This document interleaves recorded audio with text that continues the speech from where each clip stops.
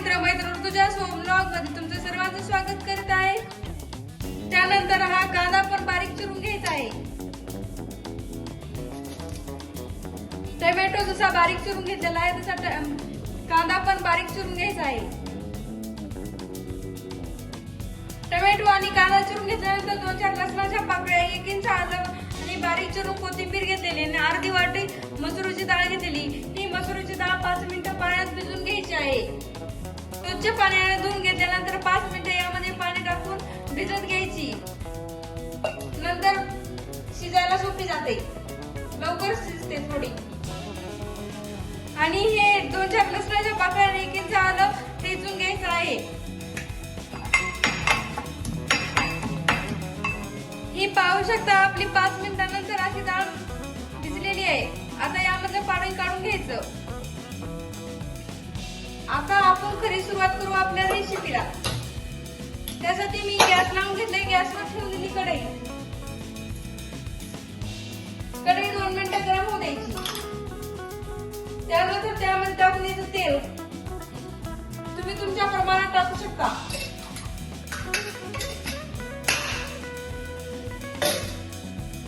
तेल 2 मिनिटं टाकून द्यायचं। त्यानंतर त्यामध्ये टाकून द्यायची मोहरी,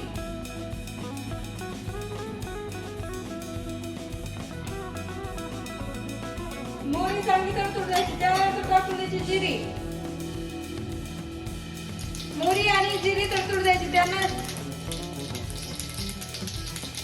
मोहरी आणि जिरे तडतडले त्यामध्ये टाकून द्यायचा कांदा बारीक चिरून घेतलेला। कांद्याला लालसर येईपर्यंत भाजून घ्यायचं हलक्या हाताने। त्यानंतर त्यामध्ये टाकून द्यायचा टोमॅटो,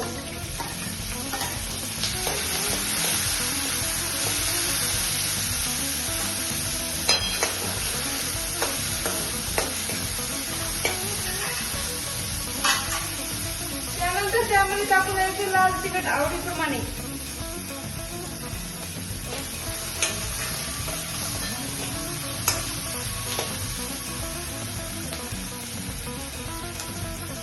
थोडी हळद,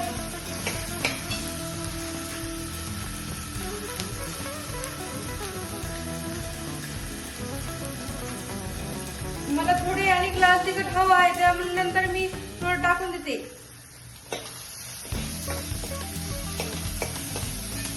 आणि हा मसाला चांगला परतून घ्यायचा 2 मिनिटं।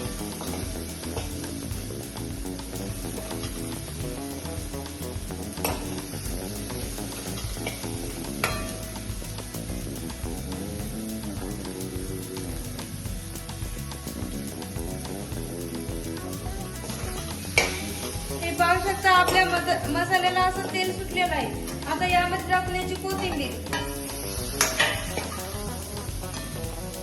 आणि चवीप्रमाणे मीठ आणि मसुराची डाळ। मसुराची डाळ या मसाल्यामध्ये चांगली मिक्स करून घ्यायची।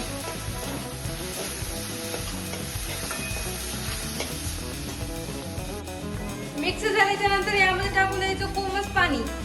कोमट किंवा जास्त गरम टाकलं तरी चालतंय तुमच्या प्रमाणात।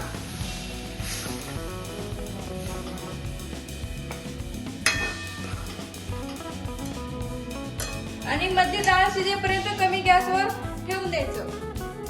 पाहू शकता आपली मसुराची डाळ अशी मस्तपैकी शिजलेली आहे।